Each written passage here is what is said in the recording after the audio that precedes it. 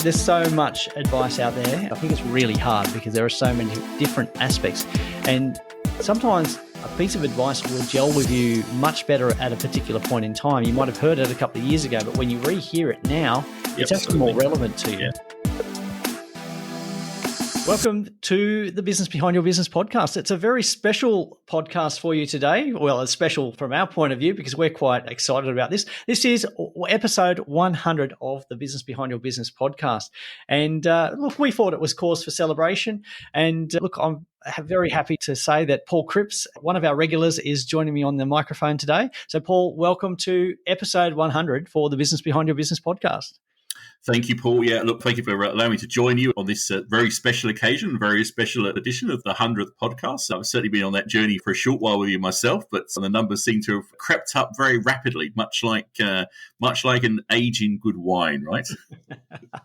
Well, that's a good way to look at it. When we started, 100 episodes was a long way away because I think we started initially in a response to the need for small and medium business owners to get more advice and more assistance during this COVID period that we were experiencing. But really what we discovered is that those needs are there regardless of the situation. Small and medium business owners have a need for some quality information, and we've aimed to bring those conversations, those experts to our audience. And look, I think we've achieved it. We've been going strong, 100 episodes today. Yeah, we're pretty proud of what we've done, but also pretty proud of our listeners who have given us some feedback and asked for particular topics. And a big shout out to Daniel Monday, who has suggested the topic for today, which is looking at your best piece of business advice. And we've got quite a few to share and have a little chat around those. But thanks to Daniel for getting in touch with us and suggesting that we talk about best pieces of business advice on our 100th episode.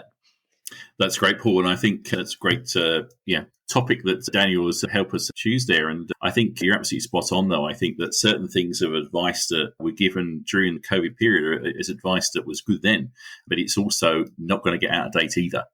There's certainly some good practices, which I think we're going to hear from a few of the segments we have today. That's really good habits that business owners should be in all the time, not just as we go in this stage of what sometimes is called rebuilding. Yeah, absolutely. Absolutely. That's one of the aims we've got with the podcast is we're talking about conversations to help you grow and thrive, no matter what stage your business is at or what stage of the economy that you're facing. Hopefully those principles will help you where your business is at right now. We've got a variety of people we've had on the podcast from different areas. So HR, law, marketing, sales, continuous improvement, finance, cash flow, business recovery. So I think when we ask people for their best piece of advice, we are going to get a broad coverage here. We're going to get many different aspects of the elephant because often when you ask one professional, they'll give you one side of the elephant, but we've got quite a few different sides of the elephant that we're going to talk about today, or I guess perspectives from different sides of the elephant. So Paul Cripps, you're well known for being an expert in the HR, human resources field. So what's your best piece of advice for business owners? Yeah, and look, at risk of repeating some of the things I've said in some of the previous podcasts, I think, it's critical to invest in your people, and that's a bit of a cliche. But the reason for that is that for a lot of businesses, their number one cost is their payroll costs, the cost of their people. And it's critical to get the optimum performance, the best performance out of those people. And one of the things that probably accelerated as we exited COVID, it's probably not quite true to say exited COVID, it's still very much with us. But as we learned to deal with COVID, it was obviously we had this thing called the Great Resignation race. We've had labour shortages, which are still with us now. But one of the things I've said in some of the previous podcasts is that whilst it is good to be aware at this point in time that retain your best people, retain all of your people that are good is really important, the cost of losing them is always high. So regardless of the situation we've been in when people haven't been able to replace people as easy as they have in previous times, holding on to your good people, working out what plan is needed to retain that person just continues to be an important habit for people to continue ongoing. So from my perspective, very simply, that's my best piece of business advice. Understand in terms of why your best people join the business and why they stay in the business as well. And what else could you do to try and get them to continue to stay as well? Mm-hmm.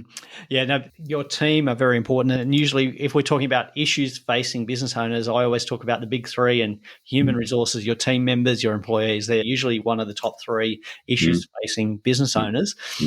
Very, very important. And look, if you're growing your business, you've got to have your team structure. You've got to have your employment Absolutely. structure in place, find the right people for the right roles, and looking after them, retaining your key Mm, employees, mm, mm, or mm. even not your key employees, but transitioning them to become key employees is Absolutely right. always Absolutely. important. Yeah, no, absolutely, Paul. No, I totally agree. I couldn't put it any more simple than that, really. And I think, the spirit of this is about trying to repeat some of the things I've said before in that message. I think that the one thing I found is that in the past, people might have said, "Oh, yeah, it all sounds very nice," and people have had that hidden cost of losing people and being able to replace them, which is still a cost, right? Because there's obviously things like lost productivity, the time of vacancy, any recruiting costs that go with it as well. But when there was a lack of ability to actually find people to fill those roles, that cost was just accelerated even further. But look, technically, even in good times, the cost of someone leaving a business it typically would be somewhere between 50 and 100% of an employee's annual salary. And you start to put numbers like that out there, and I found people have listened to that a lot more when they just couldn't replace, because probably, to be fair, sometimes it could be a lot more than that. Yep, absolutely. Absolutely. Okay, so let's move on. We're going to hear Great. from Raj Nathu, who's also been quite a regular on the podcast. So Raj is going to share his best piece of advice. Best business advice: continuous improvement, without doubt. I think that's the first thing that comes to my mind. Having business owners or even team individuals having a continuous improvement mindset, always making knowledge your competitive edge, making knowledge your competitive advantage. Mm, Yeah, well, it ties back into looking after your team, it looking after does. your team Yeah. members, and getting the best out of them. And look, I remember years ago when I was starting to do a lot more, advice and consulting work with clients.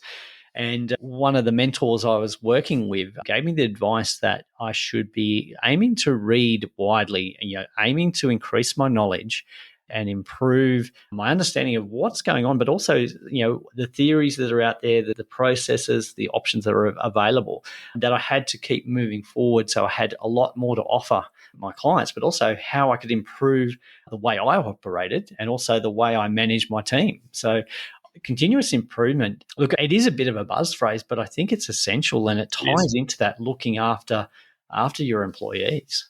No, and I totally agree, and it's a great comment there by Raj. And I think that the other word I like to use there was having the mindset to do it. So it's actually having that awareness that that's something that you should continue to think about. And once again, unfortunately, I'm quoting another buzzword here, but that whole thing about knowledge is power. And how with knowledge you can create your competitive advantage in your business, because you've got knowledge that other people don't have. So I think with the spirit of it, you say about having a really growing and thriving in a business. So that's a great tip there from Raj. And it sort of goes against the grain of what I've seen as a stumbling block for a lot of businesses in terms of their growth and their ability to manage in difficult times. Is that dangerous phrase that we always hear is that that's the way we've always done things here. Moving away from that, we need to critically assess, well, is there a better way for us to do that process? Or do we need to do that process? Is there a better way of achieving the outcome that we're after? Yep. Apart from the way that we've been doing things in the past. And look, we talk about technology and adoption, and I often see businesses adopt a new technology but try and replicate their old manual process through the new technology, and that's a source of frustration. Yeah, no, you're right, and that certainly takes me back a few years ago when I supported a technology team, and I heard that expression used quite a lot. But using the use of technology is an opportunity to improve the process, right? That's the way it should work in practice. Yes, absolutely. Okay, so we're going to hear from another one of our regulars, Jason Smith from Capital Plus Finance. Great. It's Jason Smith from Capital Plus Finance here, and I think my one piece of business advice would be to be consistent. Consistency is everything. And if you can just make sure that you're always following through and consistently doing the things that are important in your business, that's going to make a massive difference. Thank you.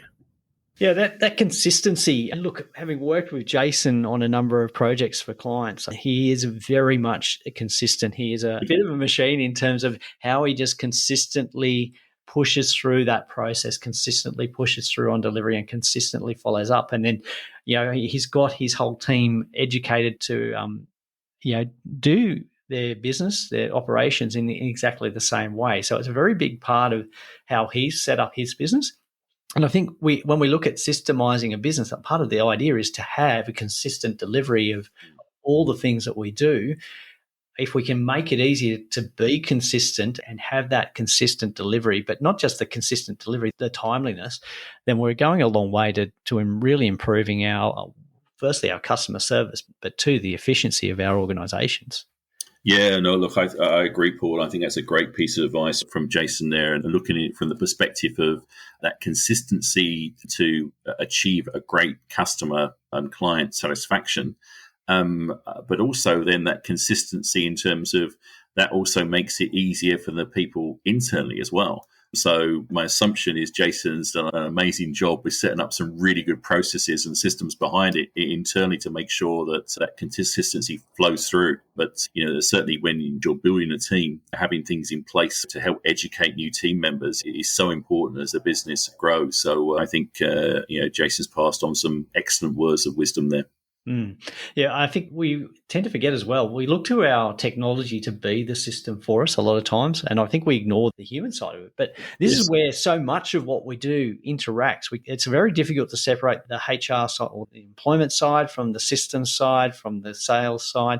Our systems, we use IT as part of that systems, but your team are really critical in there. And so training them on the system, absolutely, reinforcing the implementation of the process and the consistent delivery of the process is important as well.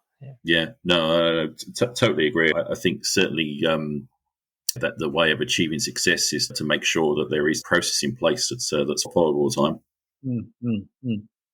Look, sometimes you come across a statement from somebody and it's a bit of an aha moment. I've never thought of that. And look, I must confess, when I'm reading or listening to books, I listen to quite a bit through Audible. I listen to podcasts, and often there'll be those little aha moments about, maybe we should be changing the way we think about this to come up with a better outcome, or we can actually eliminate all of these steps in the process if we change our approach. Absolutely right. Absolutely. I think it is that opportunity to rethink. Okay, is the way it's working? Yes, it might have worked, but actually, what can we do to improve the process? And I think, and once again, you go back to Raj's comment. Continuous improvement to Jason, and you're sort of seeing that consistent message come through there as well. I think it's one of the things that I like about the group and all people that come on the podcast is that it shows the benefit really of people that are joined up in terms of their thinking as well. We all have the common connection through yourself or your business. Yeah, and that's right. Wow, I've learned so many things from hosting the podcast. It's been quite an amazing journey. We're not done yet. We're still on the journey, I think. We'll celebrate number 200 in a couple of years' time, Paul. Right? Is that the plan? That's a long way down the track, but looking forward to that. Be there. Yeah. Look, we've talked about processes and that consistent delivery. I guess the next of our guests here will, no surprise what he's going to talk about as part of the best piece of business advice, and that's Luke. Yes, hi. To celebrate the 100th episode podcast for the business behind your business, just some business tips. Having worked 33 years in a technology company, probably the best tip or advice I could provide businesses or listeners out there is with regards to your technology. I think it's important that as a business during the startup and even during your business operation, that you really understand your technology, your needs and requirements of that technology, how's the best way it's used, and how can you leverage off that to maximize your business and the work that you do. It's very important as a business owner to know what you need, both at the startup phase and or as you progress along, and really make sure that you've got the right systems in place. I'm talking about things as simple as virus and spam protection, filtering, cybersecurity and security policies, understanding what the rules are in relation to your staff accessing personal and private things, on the work systems, or how the work business managers access to that. Really understand, whether it's company issued equipment or whether it's BYOD, bring your own device, and make sure that that's communicated clearly and transparently with your staff, so that they too are fully aware of what to look out for. And also making sure that you've got the right systems and that they're talking to each other. Don't rush out and buy systems or technology or software because it's the first one that you've seen. Quite often startups tend to do that because of the rush and the hype. But really make sure that you have a shop around, see what else is out there, talk to professionals and experts to make sure that you've got the right systems in place and that they all talk to each other so that you could do the work that you do. That's excellent. There's a lot to unpack there, Paul. Where do we start with that? Well, I think, thinking about the systems, and look, the piece of advice that I picked up on was don't rush out and just buy what's available or what you think is, I guess, the bright, shiny piece of software. And look at a lot of business owners and startup businesses that I've seen have made that mistake. They've gone out and bought software which is not actually fit for the purpose that they really need. Having a think about what your system really needs to deliver and how it's going to communicate. So if you look through the flow of information in your whole business, what does it need to do and how are you going to protect it and how are you going to capture it and how are you going to present it, how are you going to report on it? Think about the systems and the data flows before you go and actually commit to your spending on IT. And then, of course, we're going to be hearing from Luke very shortly about the impact on business on the Optus data breach. And I know we've talked to Luke about cybersecurity, but that whole idea of protecting your assets, protecting your digital assets and your information. No, absolutely. I think that it's so important that they don't buy the shiny thing, and they actually get, as Luke said, get the help and advice they need to make sure they're making the wise purchases. Because otherwise you start to set up some IT infrastructure that just isn't practical for your own business. By the way, it takes you back a few years ago when I worked in a corporate that had an IT infrastructure team that were trying to untangle a lot of bad technology decisions that were made in decades past and not updated in a very large organization. So, you've got to learn from mistakes that others make on this. I think that it's very easy to go out, and I think sometimes the problem is if people buy the shiny thing or they're in a situation whereby they are effectively sold a solution rather than being given advice from someone that looks at a number of different solutions, like Luke and the team at Unitech that would try to work out, okay, so what's actually right for this client in terms of their business now? And as they grow, is what they start off with suitable as the business grows as well? Mm-hmm. Yeah, can you factor in that capacity for growth? I just think of so many businesses that have got what I call the Frankenstein IT system, where it's just... I haven't heard this one before. What are you going to tell me this one?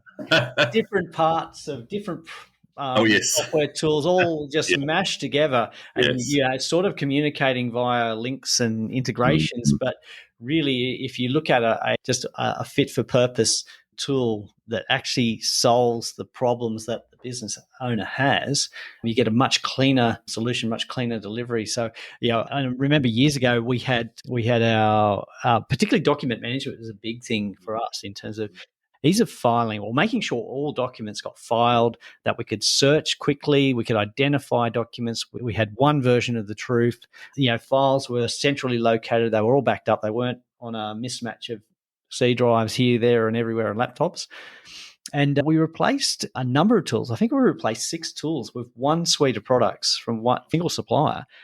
And the way that they worked together has saved us thousands and thousands of hours of time in just being able to know the documents have been saved, that we've only got one version of it, that instead of having to copy and paste, we've got a single access to our files. We can communicate with clients and share the documents securely. We can arrange signatures securely, and it's just streamlined our process. But before that, we had a mismatch of systems, and it was one of the daily frustrations of our team was we can't find what we need and which version is actually correct. So you're getting some advice on the systems and systems from somebody that understands how businesses work and the problems that you face. You're going to end up with a better solution. Might cost a little bit more initially, but you can't get back the time. No, that's right. It comes along the line of cost versus the right investment.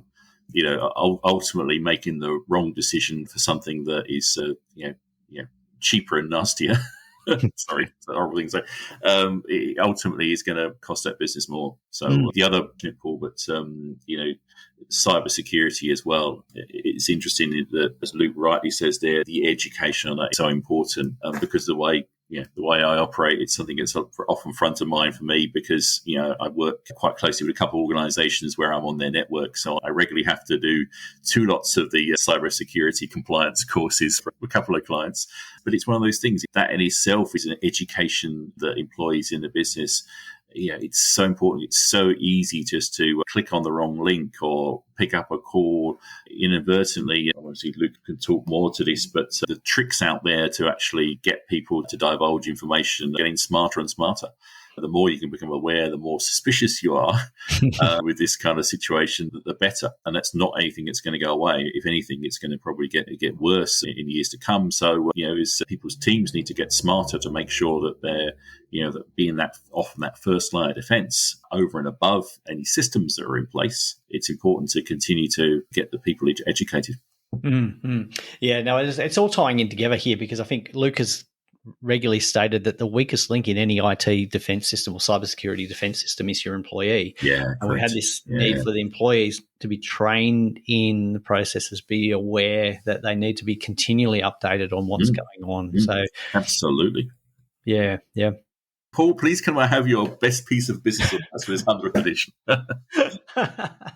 Look, I've come across so many great pieces of advice. And look, there are so many, I guess, I'm not going to use the word guru. It's a word I don't really like, but there have been so many people out there. And this is coming back to this idea of being widely read and learning from people regularly. Yep. And surprisingly, this is from the same mentor that told me to be more widely read and to learn more, to keep learning.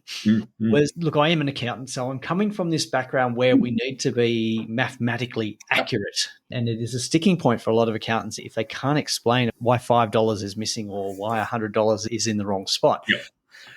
But when we're going to advise clients, we get too bogged down in the detail. But the piece of advice here was don't wait before you start talking to people about how to improve. Don't wait before you implement until you've got it perfect because you will never get it perfect.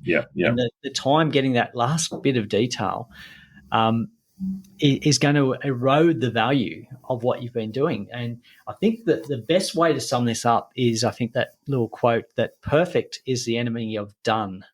And I've seen so many, I guess, new products fail to launch because they've waited until they've got it perfect. And look at this old waterfall method where you start investing in development and technology, and after 2 years you launch a product and you hope you've got it right, and it falls off the cliff, falls over the waterfall, I guess, because you waited so long. Whereas the agile method now looks at and more than starting with your minimal viable product, you're actually launching a product and getting feedback from your people who are really using your product to find out what are the enhancements, what are the new features that they actually want and need for their business. So, you don't launch with the perfect product. And any software out there, your Microsoft, your Apples and that, they're continually improving. They haven't got it perfect and they're looking for the next improvement on that in their releases. But I think when we come into, again, improving our processes, we try and get it perfect, but we spend so much time getting it perfect that we actually lose that momentum. If we wait till we get it perfect, we're not going to get it done. We're not going to get it launched. We're not going to get it implemented. So that's been a bit of an eye-opener for me. But once you sort of release yourself from that shackles, you can really move forward at a rapid rate. Yeah, it's a great piece of advice, Paul. And I think I will commend you as an accountant for actually coming up with something like that as well, because by nature, that probably it goes against some instincts that you would have to make sure everything is lined up perfectly. But you're absolutely spot on. It could be something which could really kill a great concept or a great idea by waiting till all the I's and all the D's are crossed. Of course, it's got to be a case of whatever happens, the idea has got to be compliant in some way. But as you quite right, so what was it? That expression there was perfect is the enemy of done. Was that the expression? Yeah, that's right. Perfect is the enemy of done. Yeah, I've written that one down. It's great. I'm sure that will resonate with a lot of our listeners as well. And maybe also people that have perhaps been guilty of making those kind of mistakes in the past as well. Different people with different personality styles would find that more uncomfortable. I guess over the years, I'm thinking about a number of different psychometrics that I've used over a long period of time. A number of them talk to that. There are some people that would really struggle with that concept, but by struggling, it could be something that puts them behind. So I think it's a great piece of advice, Paul. I actually have one, if that's okay, Yes. that I want to repeat back to you, because it's Yes. something that came out of a podcast. I think it was when we had the role reversal. I was actually hosting a podcast and interviewing you. There was a great piece of advice. It was to the effect of sometimes the customer or the client you earn the most from can sometimes be your least profitable. That has stayed with me. Yeah. And that level of awareness to me has been a great piece of advice. Now, I will confess, I have not solved that problem. But what I've done is I've made sure I don't recreate that problem, and I have a plan in place to solve that problem still now. But I thought that was an excellent piece of advice. And I think the example you gave was in a business. It's so different to mine, but I was able to apply it to my own business as well. That's definitely one that comes back to me. So please tell me if I misquoted that slightly. No, look, I think that's perfectly spot on there, Paul, because look, a lot of small, medium businesses, particularly in that starting phase, that growth phase, they're looking for that big customer. They're so focused on grabbing that big customer that throw in a lot of extra services, or when the customer comes back and wants some additional enhancements or rework, then, all of these things are sort of given away. And what happens is that the profitability on that customer is eroded quite significantly. But that business is almost chained to that customer because it's such a big part of revenue and cash flow, but it becomes quite a low profit center. And if we look at the profit center, we might be actually earning more profit from smaller customers. We might be better off saying, well, hang on, to our large customer, we need to end their agreement. And by doing so, yes, you might forgo that revenue, but you also might not need as many resources. Absolutely. To simplify your business. And that could be the case. And look, I have seen businesses do that. In fact, I worked with one client years ago, and they ended up doing a lot of work that they weren't really equipped to do, didn't have the experience, but they were asked to do it as an add-on for a large customer. And at the end of the day, they ended up losing thousands and thousands of dollars. But it wasn't until we had the conversation about what do you do really well? And then, okay, if we're doing this really well and we do this really badly, why are we doing so much of the bad service? Why are we continuing to sell the bad service? Yes. That meant that they had extra resources, extra labor costs, extra insurances, and they weren't making profit. And it was also the higher maintenance type of work in of the business owner had to spend more time looking after that type of work and those clients than he did on actually growing his business. So when we went through that whole analysis with them, they decided to cut off doing that type of work, and their profitability turned around incredibly in that year. So they went from, I think it was a loss of about $500,000 to a profit of 400 in the year, Wow. 400,000. Quite a significant turnaround, but they also reduced their revenue by, I think, by 2 million in that period. So it's important when someone actually puts up the mirror and shows them, because it just shows that just counting the top line is a very dangerous game to play. Yeah. And I'm sure that a lot of our listeners probably can relate to that, regardless of what business they're in. It's a challenge, I think, to a lot of our business owners out there. Are they in that situation? And can they make sure they don't repeat it? Look, it sounds like something we might be able to dive into in a bit more detail in a future episode talking about that. So we might put that aside for a future topic. Not number 200 though, Paul. Let's do it before that. Okay, fantastic. Well, I think we make that happen. And look, we've talked about a few pieces of best business advice, and we've had Raj, Jason, Luke, Paul, and myself share some of our best advice that we've been given or want to share. But look, if you think we've missed something, or you think that there's another great piece of advice that you'd like us to talk about, or even a question or a piece of advice that you haven't received or you need, reach out to us. Send us an email to podcast@thebusinessbehindyourbusiness.com. We'd love to talk about that comment or that piece of advice or question that you have on a future episode. We want to make these conversations about what you, our listeners, need to hear or want to hear. Fantastic. And look, I'm sure that we might end up doing a Best Business Advice Part 2 at some point, hopefully, Paul. I think that's definitely a go, because there's so much advice out there. I think it's really hard because there are so many different aspects. And sometimes a piece of advice will gel with you much better at a particular point in time. You might have heard it a couple of years ago, but when you rehear it now, it's actually more relevant to you. Yeah, so, going back to Raj's comment, having that mindset of continuous improvement and continually equipping yourself. Well, Paul, I've had a great time today. I've really enjoyed this discussion and hearing from some of our other contributors. Thank you, as always, for joining me on the podcast. It's always a pleasure to have you here. Likewise, thank you, Paul, and thank you for getting me on this 100th edition with you. I feel very honoured, and I'd like to thank the other members of the group and everybody else that's contributed today as well. So it's really made it a great podcast to be part of. Absolutely. Certainly enjoy delivering these conversations, and we're looking forward to sharing many more with you, our listeners, in the future.